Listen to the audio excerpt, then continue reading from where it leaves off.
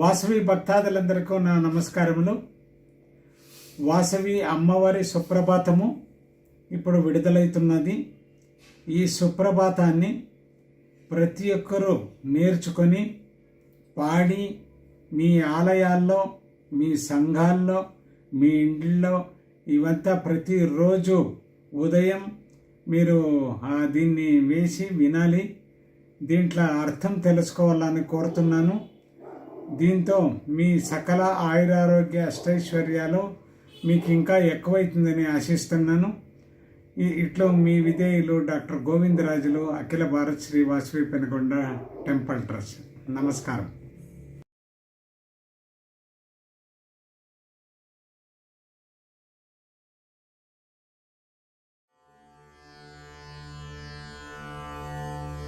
श्रीमद्वासवी कन्याम्बे प्राचीं प्राप्नोति भानुमान् उत्तिष्ठ करुणामूर्ते कर्तव्यं लोकरक्षणम् उत्तिष्ठ देवेशी उत्तिष्ठ परमेश्वरी उत्तिष्ठ जगतां धात्री त्रैलोक्यं मङ्गलं कुरु बिन्दुप्रदेश निरतोज्ज्वल चित्कलाङ्गे इन्दुप्रभा मधुरसोल्लसतन्तरङ्गे श्रेयो निरामय जयप्रिय शान्तशीले श्रीज्येष्ठशैलनिलये तव सुप्रभातम् तव सुप्रभातमभिलाण्डनायिके सुरमुख्यमौळिमणिदीप्तपादुके विषवंशर्वाजनितादिकल्यके कुसुमाख्यगुप्ततनये दयानिधे सर्वात्मिते भुवनमोहिनि योगमाये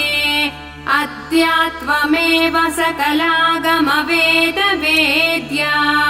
चैतन्यरूपिणि जगत्त्रय सृष्टिमूले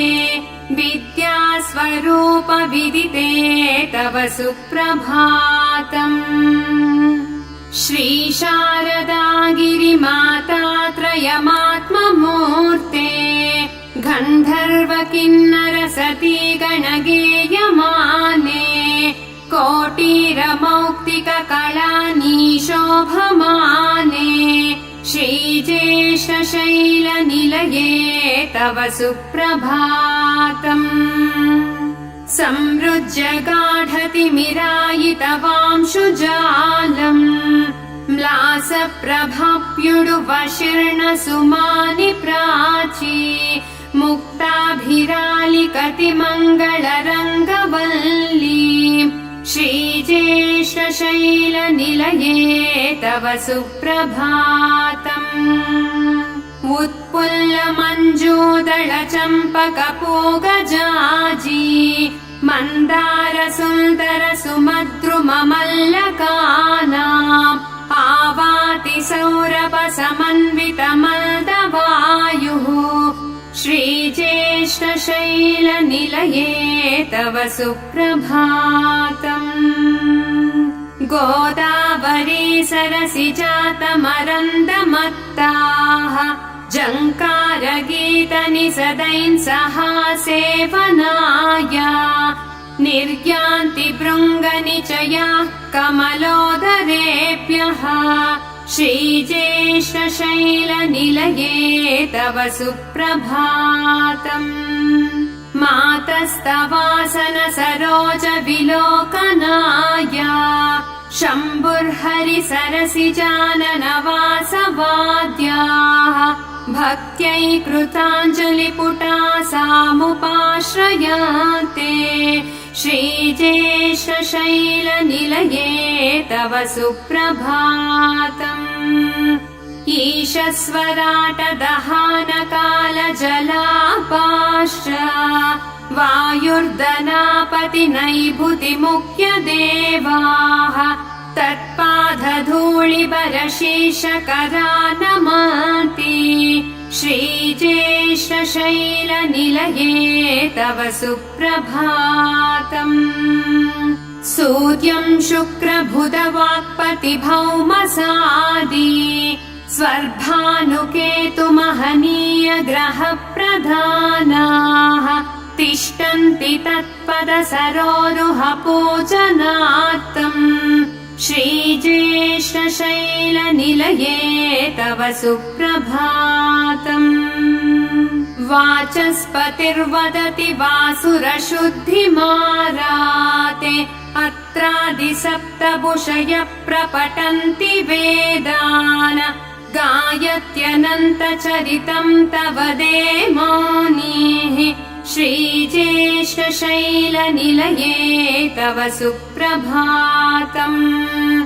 मौनीन्द्रभक्तनिचया समुवास्य साद्याम् गन्धाक्षतानि कुसुमानि मनोहराणि आदाय पादयुगमर्चयितुम् प्रपन्नाः श्रीज्येष्ठशैलनिलये तव सुप्रभातम् शच्चादिदेववनिताः ससुमाङ्गरागाः गङ्गादिदिव्यसरिता हरिदार्घ्यपाद्याः तत्सेवनाय जननी स्वयमुत्सहाते भूर्यद्रिराजतनये तव सुप्रभातम् आहार्यतोऽयममलम् तव मज्जनार्थम् स्वर्णाम्भराणि शुभमङ्गलभूषणानि आदाय देववनिताश्च निरीक्षमाणाः भूरद्रिराजतनये तव सुप्रभातम् निक्षिप्य कुङ्कुमलतान्तलानि पात्रे सर्वामरार्यरमणीमणिमण्डलानि तिष्ठन्ति ते पदसरोजसमर्पणार्थम् भूर्यद्रिराजतनये तव सुप्रभातम् श्रीमत्मनन्तसचराचर सृष्टिमूले श्रीकन्यके श्रितजनापधर्मशीले श्रीवाण्युमात्मकमहोज्ज्वल दिव्यमूर्ते भूर्यद्रिराजतनये तव सुप्रभातम्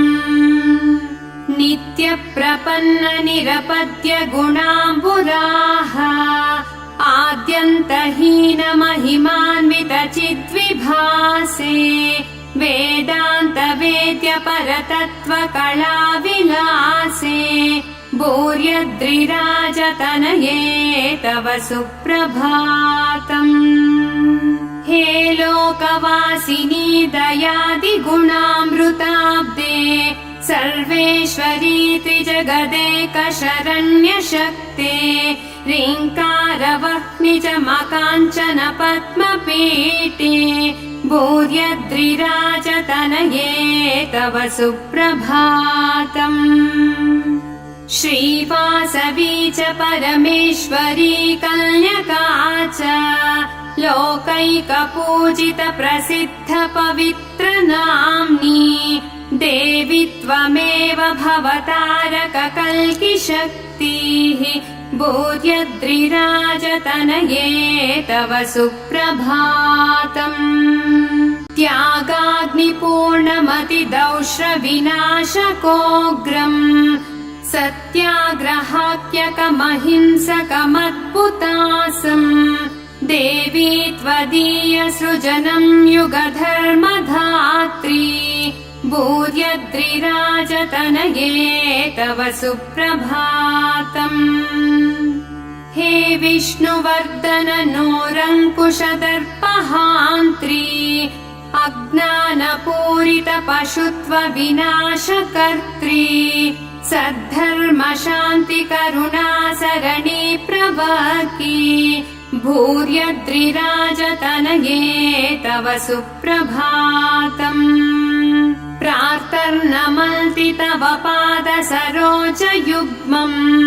प्रातः स्मरन्ति तव दिव्यमनोज्ञतत्त्वम् प्रातर्वदन्ति तव मङ्गलनामधेयम् तत्पादभक्तिनिरतास्तव सुप्रभातम् आन्ध्रप्रदेशनु विनिर्मल पुण्यभूमि श्रीगौतमी तट विराजित ज्येष्ठशैले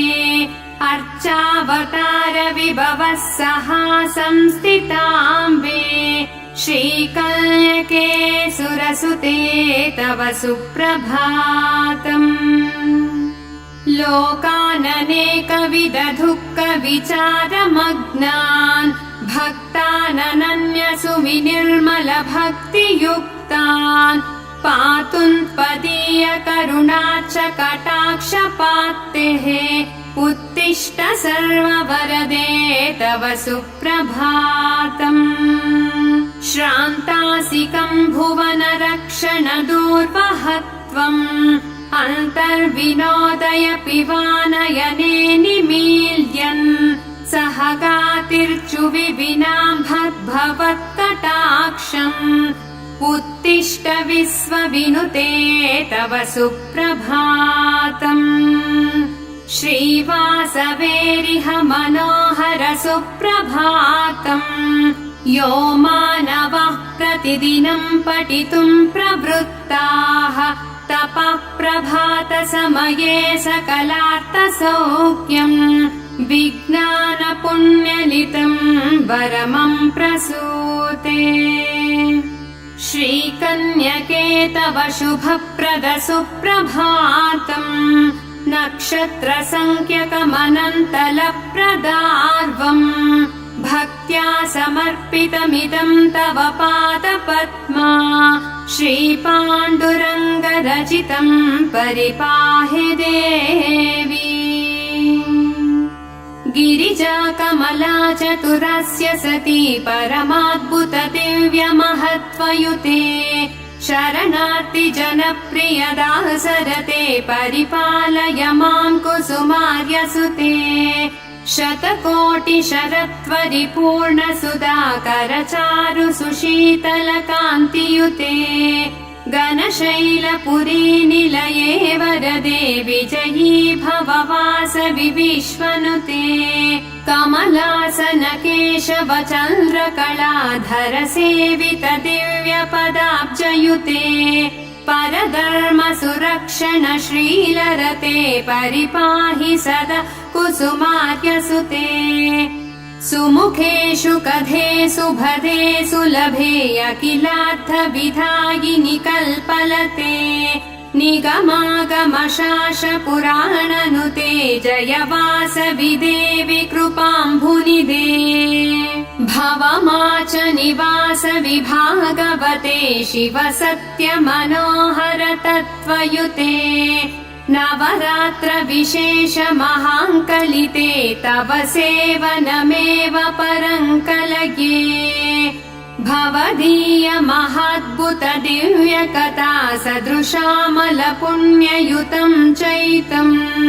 भुवि नास्ति महेश्वरि वेदनुते परिपालय माम् कुसुमार्यनुते मनपीठ शुभाच्च सुपाद्य गता तव षोडश विद्युपचारयुता परिपूजन कार्यरता जनता परिरक्षण भारवहे जननी अनुवेल कृतेरपराधशते भरितम् चरितम् मम हे जननी क्षमया परिपालय माम् त्वरितम् वरदे वरहाम्बदया जलदे विना कल्यकाम्बाम् न माता न त्राता सदा वासवाम्बाम् स्मरामि महाकल्यके सुप्रसन्ना भवत्वम् प्रियम् देहि त्वत्पादसेवा परत्वम् अहम् किञ्चनग्नो न जानामि देवी भवत्पूजनम् शासरीतिम् सुमन्त्रम् यदा शक्तिमाते समर्चामि नित्यम् प्रयच्छाम्बिके नित्यसेवालन्त्वम् अज्ञानिना मया दोष्टान् शेषान् विहितान् सदा क्षमः सत्त्वं कन्यका परमेश्वरी।